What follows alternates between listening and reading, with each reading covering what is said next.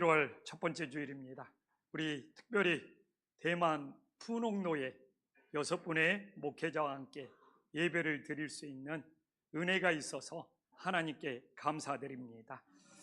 오늘 이 베드로전서 1장은 3절부터 12절까지 우리들의 구원을 찬양하면서 하나님께 영광을 돌리고 있습니다. 그래서 저도 몇 번 베드로전서 1장 3절부터 12절까지 예수님의 구원에 대해서 여러 번 설교를 한 적이 있습니다. 그리고 오늘 우리가 읽었던 이 3절, 13절부터 이 33절 그러므로 접속사부터 구원받은 우리가 어떻게 살아야 하는가, 이게 이제 13절부터 19절 계속 나오고 있는 거예요. 그래서 저는 먼저 우리 성도님들에게 물어보고 싶습니다. 우리 성도님들은 예수님의 보혈로 구원을 받았습니까? 아멘이 안 나오면 다음으로 못 나간다니까요.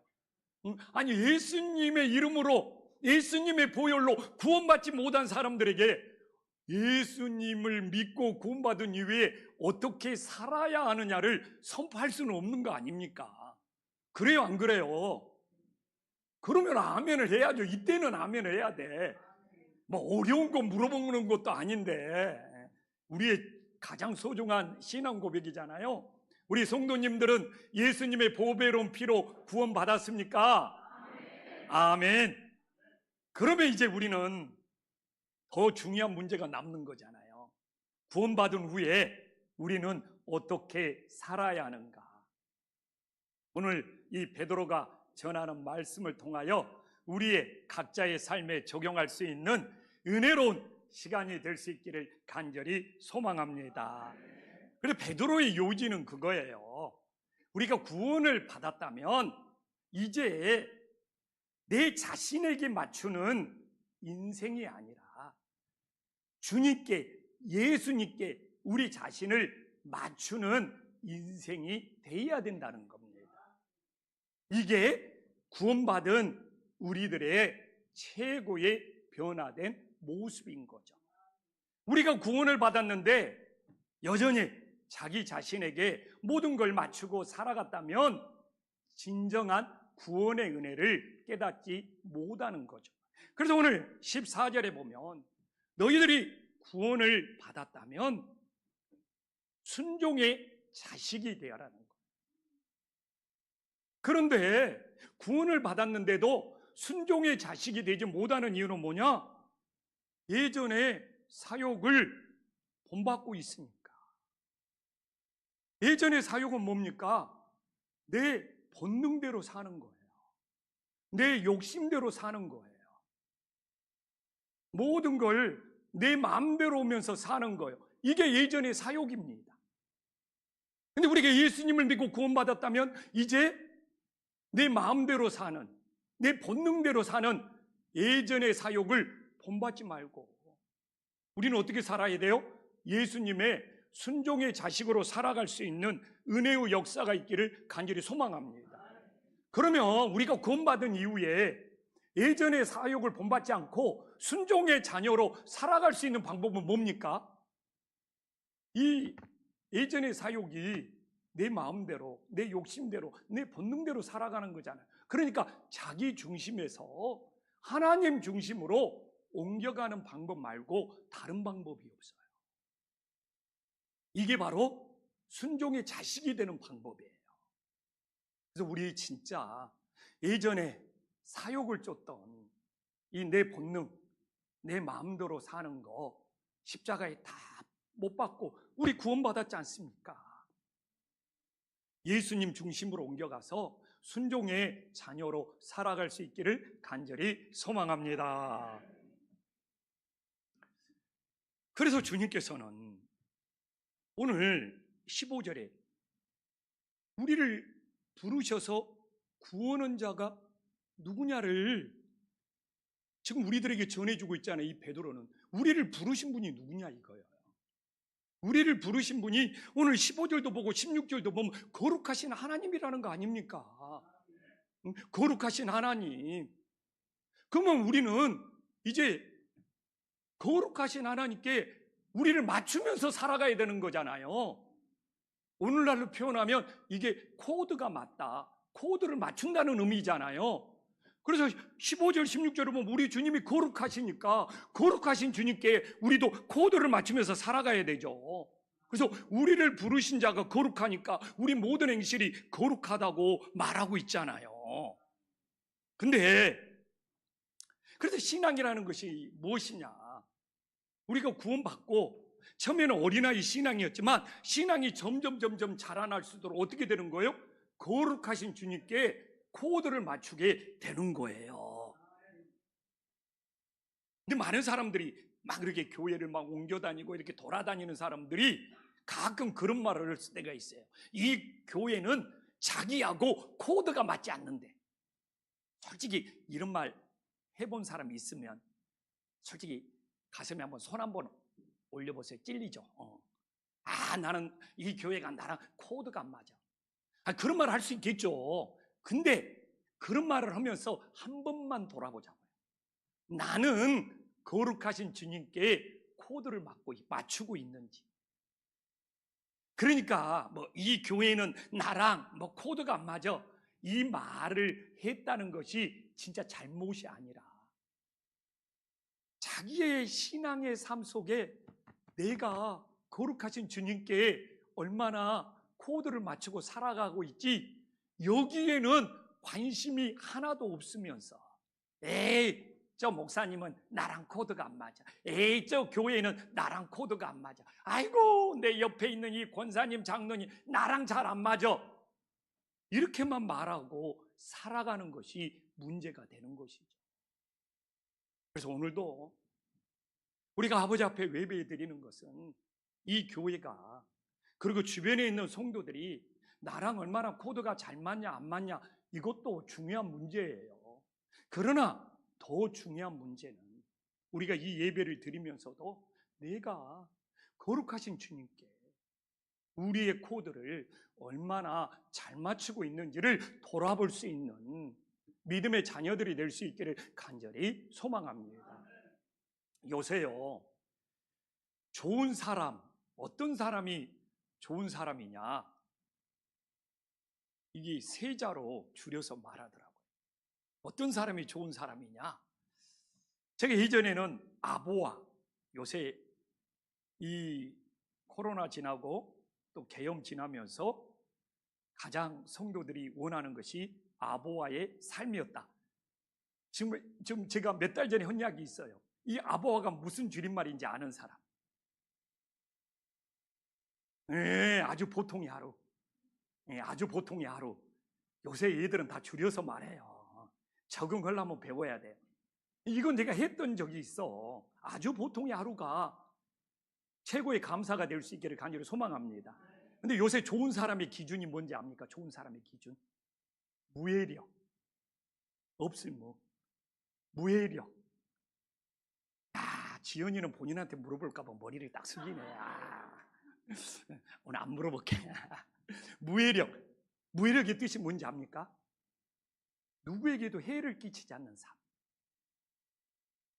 이게 좋은 사람의 기준이라는 거예요. 무예력. 근데 우리 집에서 나한테 제일 원하는 것이 무예력이에요. 가족들 누구에게도 해를 끼치지 말아요. 이게 왜 그러냐면 내가 잘할 때는 엄청 잘해요. 근데 한번 내 마음에 안 든다고? 주여.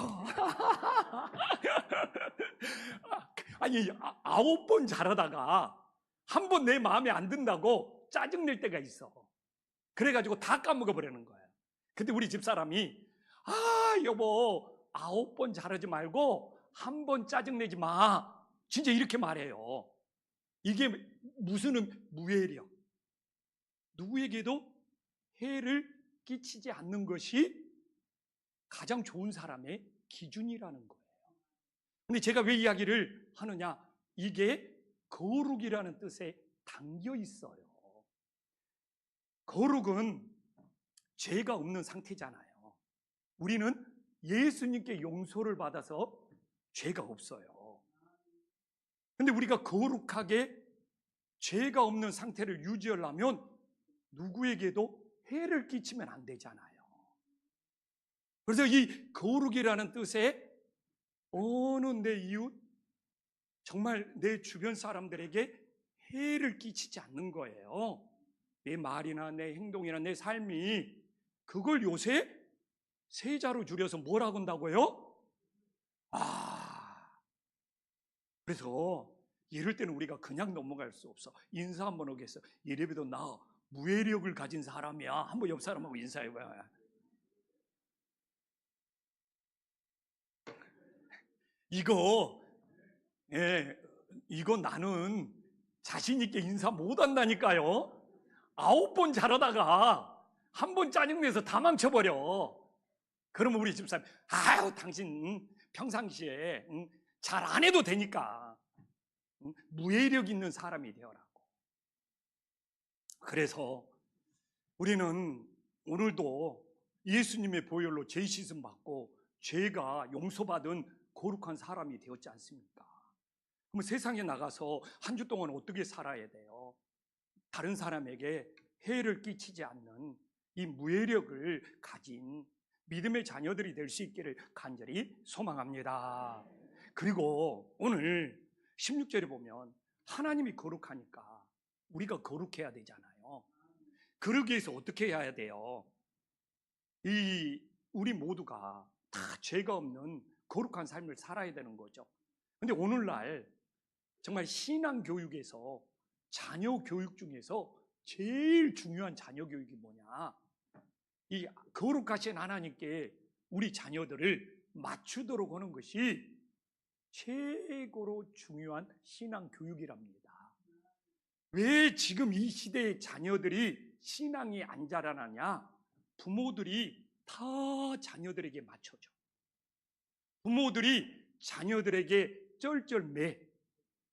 부모들이 자녀들을 상점 모시듯 해. 이렇게 자라나는 애들이 하나님께, 거룩하신 주님께 자기 자신을 맞추는 것을 너무너무 힘들어해. 왜냐면 집에 가면 부모님, 할아버지가 다 자기한테 맞춰주거든. 제 말이 틀려요? 여기 어르신들 자녀들한테 안 맞춰줘요? 근데 이게 문제가 뭐가 되냐면 이들이 신앙교육을 받고 자라나는데, 아니 집에 가면 다 할아버지, 할머니, 엄마, 아빠가 다 자기한테 맞춰주는데 교회 오면 자기를 하나님한테 맞춰라고 하는 그 신앙교육을 그렇게 힘들어한다는 거예요. 제가 몇 주 전에 책을 읽으면서 너무 도움이 되는 글이 있어서요. 이 감리교를 창시했던 분이 이 웨슬로 형제들이잖아요. 그의 어머니 수산나가 이 신앙교육을 하는데 제일 중요한 것이 자녀들을 거룩하신 하나님께 코드를 맞추는 신앙교육을 그렇게 열심히 시켰어요. 이 수산나는 하루에 1시간씩, 자녀들이 많잖아요. 오직 자녀들을 위해서 기도했고, 자녀들이 아침에 깨워서 눈을 뜰 때 주기도문을 제일 먼저 암송하도록 했고, 또 저녁에 잘 때도 주기도문을 암송하도록 했어요. 근데 자녀가 여러 명인데 유난히 고집이 센 딸이 하나 있었대요. 보니까 초등학생 정도 되는, 유난히 고집스럽고 유난히 속을 썩여. 이게 안 되는 거예요. 교회를 데리고 와도 차분히 앉아서 예배를 드리는 경우가 없어. 그래 너무 속이 뒤집어져가지고 주일날 예배 끝나고 집에 가서 주일날 오후에 너무 열불나서 하나님한테 기도하니까 하나님이 지혜를 이렇게 가르쳐 주더래. 그래가지고 검정 숫댕이를 한 묶음 갖다가 이 고집센 딸한테, 너 이 숫댕이 한번 안아봐. 그러니까 이 고집센 딸이 어이없다는 표정으로, 황당하다는 표정으로, 내가 이걸 왜 안아야 돼요?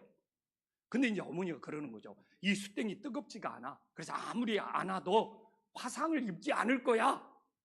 그러니까 또 빈정대는 투로, 그래도 이 숫댕이 안으면 내 온몸이 더러워지잖아요. 그때 그 어머니 수산나가 꼭 껴안아주면서 그런 이야기를 하는 거예요. 너가 죄를 지어도, 그 당시는 또 주일 성수가 굉장히 중요했으니까, 네가 주일 예배를 엉망으로 드리고 망쳐도 화상을 입듯이 하나님이 당장 벌은 안 준다.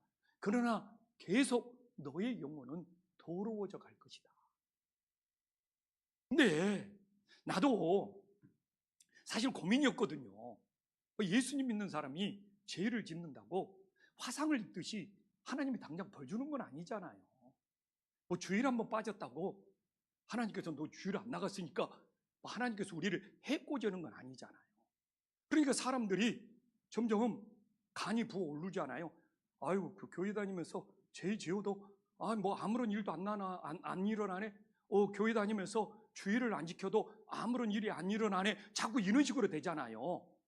근데 그래서 나도 고민이었어요. 근데 이 수단나가 교육시킬 때 이 검정수땡이 뭐 딱 껴안는다고 화상을 입듯이 피해가 생기는 거 없어.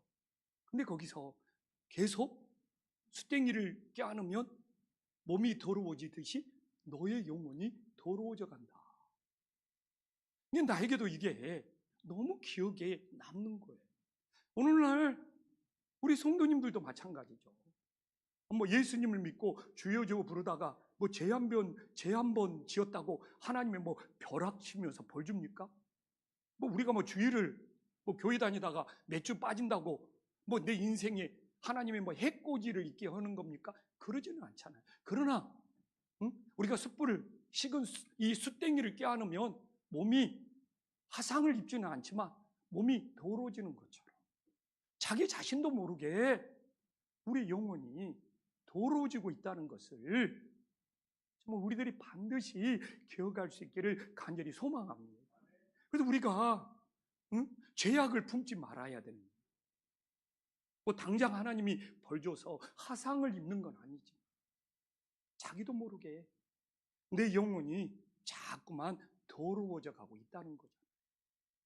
그런데 이제는 제가 교회를 다니면서 죄를 지었는데 하나님이 벌도 안 줘요. 이런 사람들에게 답변할 수 있게 되었어요. 숫땡이를 껴안는다고 당장 화상은 입지 않지만 당신의 몸이 더러워지는 것처럼. 우리가 예수님을 믿는 사람이 죄 몇 번 지었다고 막 하나님이 우리들에게 벌 주는 건 아니지. 자기 자신도 모르게 우리의 영혼이 망쳐지고 있다는 것, 더러워지고 있다는 것, 이걸 깨닫고 이 시대에 하나님 앞에서 거룩을 지켜갈 수 있는, 죄악을 품지 않는 믿음의 자녀들이 될 수 있기를 간절히 소망합니다. 그래서 우리가 예수님의 보혈로 구원받았잖아요. 구원받은 이후에 어떻게 살아야 하느냐가 중요해요. 근데 유난히 베드로가 구원받은 이후에 어떻게 살아야 되느냐 강조하는 단어가 하나 있었어요. 오늘 그게 17절에 나와요. 베드로는 구원받은 우리들이 어떻게 살아야 되느냐. 베드로가 제일 많이 쓰는 나그네예요. 나그네. 베드로는 구원받은 우리 인생들이 어떻게 살아야 되느냐. 그래서 베드로전서 베드로후서에 이 나그네, 이 순례자, 뒤로 돌아가지 말고 정말 주님께로 나아가는 말을 베드로는 유난히 강조를 하고 있어요. 그래서 우리가 나그네로 지낸다는 것은 무엇입니까? 세상의 집착에 빠지지 않고 천국 소망을 가지고 살아간다는 것을 깨달으시기를 간절히 소망합니다. 그게 나그네예요. 오늘도 우리가 세상의 집착에 빠져 있으면 나그네가 되어서 아버지 앞에 나와서 예배를 드릴 수가 없는 것이죠. 근데 이게 베드로는 왜 우리가 나그네가 돼야 되냐? 왜 우리가 나그네가 돼야 되냐? 왜 우리가 나그네가 돼야 되냐? 18절에 나오잖아요. 18절에 뭐라고 나옵니까? 한 목소리 함께 읽어보겠습니다. 시작. 너희가 알거니와 너희 조상이 물려준 헛된 행실에서 대속함을 받았기 때문에 네, 끝까지 읽어주셔서 감사해요. 나그네가 될 수 있다는 거예요. 근데 여기서 이 헛된 행실이 뭔지 압니까? 나쁜 행동도 되겠지만 소망이 없다는 거예요. 이게 사람이 왜 막 사냐? 왜 헛된 인생을 사냐? 왜 살아야 되는지를 몰라. 인생에 소망이 없어. 이게 사람이 헛된 행실은 잘못이죠. 근데 왜 저 사람이 막 살까? 왜 저 사람이 헛된 행실에 빠질까? 뭐가 없어요? 소망이 없어. 소망이 없어. 그러니까 오늘도 소망이 없는 인생은 헛된 행실에 빠져서 가치 없는 인생을 살아가는 거예요. 우리가 예수님을 믿으면서 이 소망이 있다는 거. 근데 우리는 예수님께 대속을 받아서 천국에 간다는 소망이 있음을 믿으시기를 간절히 소망합니다. 그래서 우리가 이렇게 천국 소망이 있다는 거, 이게 우리를 헛된 행실에 빠지지 않게 해주시고 우리 인생을 가치 있게 만들어주고 내 인생을 함부로 살지 않게 만들어주는 은혜의 역사가 있음을 믿으시기를 간절히 소망합니다. 그래서 신앙생활을 하면서 천국 소망이 있는 성도와 천국 소망이 희미한 성도는 달라. 천국 소망이 간절한 정말 성도들은 이 예배에 마음을 다할 수밖에 없고 정말 하나님 앞에 온전한 예배자가 될 수밖에 없고 기도가 간절할 수밖에 없어요. 근데 사실 교회를 다니면서도 천국 소망이 없잖아요. 예배에 별로 관심이 없어. 예배에 시간에 딴지대. 왜? 소망이 없는데, 천국 소망이 없는데. 그래서 천국 소망이 없어서 예배에 딴지더다가 핸드폰이 막 울리나 봐요. 진동으로 울리나 봐요. 근데 막 진동 소리가 계속 울려도 안 꺼. 그래서 노기님 목사가 가서 진동이 나니까 좀 꺼달라고 그러니까 그 사람이 뭐라고 대답한 줄 알아요? 이건 진동이 아니라 감동이래요. 감동.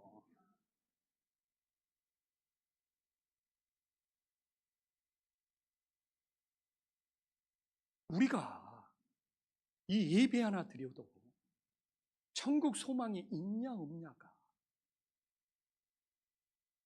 구원받은 이후에 우리가 어떻게 살아야 되느냐, 우리 인생을 바꾼다니까요.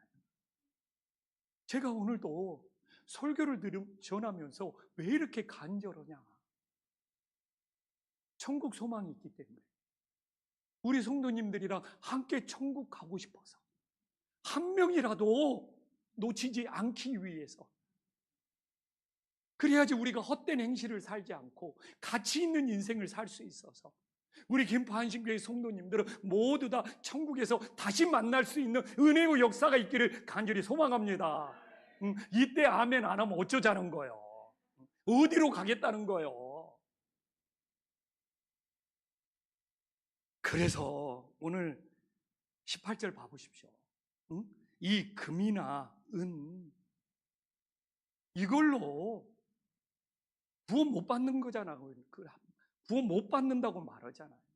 우리에게 금이나 은에 이 집착에 빠지지 말라는 이야기도 있고, 이 금이나 은 결국 세상에서 썩어질 거고, 이 금이나 은을 가지고 천국에 갈 수 없다는 거잖아요. 근데 당시에는 이 금덩이 은덩이로 사람을 살고 파는 시대였어. 금덩이 은덩이 있으면 그때는 노예가, 이 로마 시대의 노예가 70% 80% 100명 중에 80명 90명이 노예예요. 금덩이 은덩이만 있으면 사람을 살 수도 있고 팔 수도 있어. 근데 베드로가 쐐기를 받잖아요. 이 생명만큼은, 이 구원만큼은 이 금덩이 은덩이로 사고 팔 수 없다. 이 생명만큼은 이 금덩이로 은덩이로 사고 팔 수 없으면 무엇으로 해야 되느냐? 19절에 나오잖아요. 보배로운 피로 해야 된다고. 보배로운 피로 해야 된다고. 이게 대조를 딱 하면서 우리의 구원은 금덩이 은덩이로 되는 것이 아니라 오직 예수님의 보배로운 피로 되는 거라고. 왜 보배로운 피인지 압니까?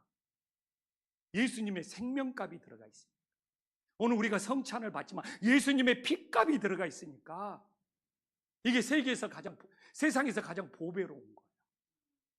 그러니까 우리가 예수님을 믿고 보배로운 피로 구원받았다고 말하면서 세상에서 헛된 행실로 살면은 보배로운 피를 모욕하는 것이 된다는 거잖아요. 그러나 우리가 보배로운 피, 예수님의 생명값, 예수님의 피값으로 구원받은 줄 알면 우리들이 헛된 행실로 사는 것이 아니라 어떻게 살아야 돼요? 천국 소망으로 살아가야죠. 천국 소망으로.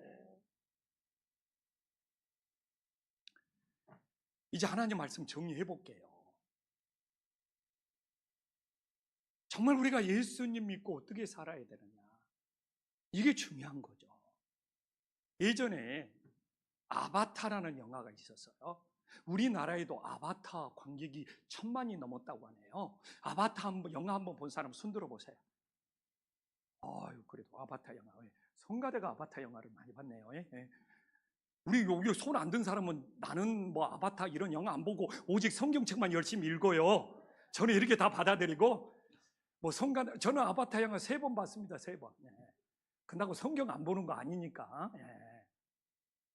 근데 지금 뭐 아바타 영화를 봤든 안 봤든 지금 일상생활 속에 우리 주변 속에 아바타란 말을 사용해요, 안 사용해요? 아바타란 말 사용해요. 아바타라는 뜻이 뭐죠? 나랑 똑같이 보여주는 거. 예를 들면 우리 아들이 나랑 똑같이 말하고 나랑 똑같이 말하면, 행동하면 우리 아들은 누구의 아바타가 되는 거예요? 조영식의 아바타가 되는 거죠. 근데 그 영화가 되게 의미가 있어요. 2다리를 못 쓰는 장애인이 캡슐 안에 들어가가지고 연결이 되면, 아바타로 연결이 되면 다른 세상에서는 정상인처럼 활동을 하는 거예요. 그래서 다른 세계에서 정상인처럼 활동하다가 또 아바타를 통해서, 이 캡슐에 있는 아바타를 통해서 현실로 돌아오면 다시 장애인이 되는 거예요. 그러니까 이 2다리를 못 쓰는 장애인은 정체성에 혼란이 오는 거예요. 내가 현실에서 다리를 못 쓰는 장애인인 이게 내 모습이냐, 아니면 아바타를 통해서 다른 세상으로 가서 정상인처럼 활동하는 것이 내 모습이냐. 정체성의 혼란을 겪으면서 결국 본인이 하나를 선택을 해야 돼. 우리 성도님이면 어느 곳을 선택하겠어요? 현실에서 장애인처럼 사는 것을 선택하겠어요? 아니면 캡슐에 들어가서 아바타로 연결되어서 다른 세상에서 정상적으로 활동하는 것을 선택하겠어요? 박승유 장로님, 감기, 나중에 감기 걸려가지고 말도 잘 못 쉬시네. 원래는 성가대 쓰셔야 되는 그냥 감기 걸리셔가지고. 뭐 선택이야, 자유롭겠죠.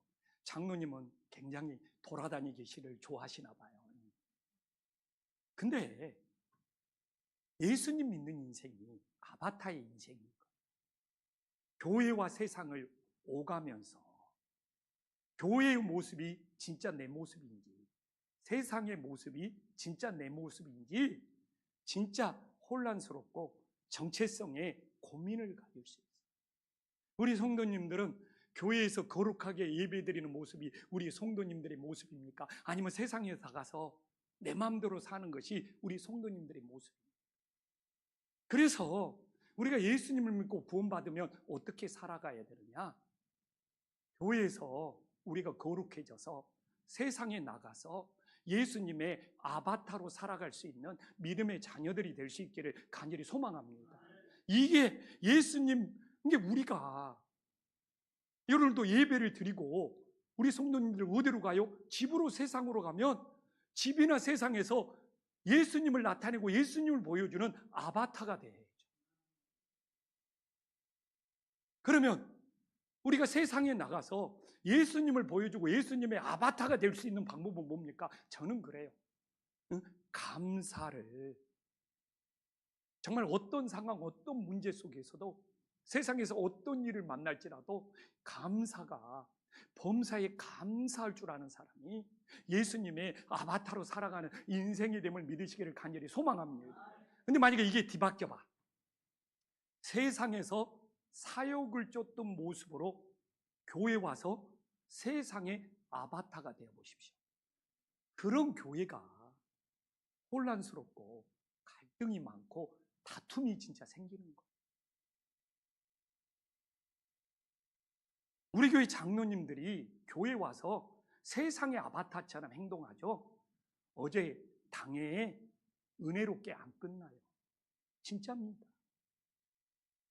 우리가 교회에서 거룩한 은혜를 받고 세상에서 예수님의 아바타가 되어서 진짜 감사가 넘칠 수 있는 믿음의 자녀들이 될 수 있기를 간절히 소망합니다.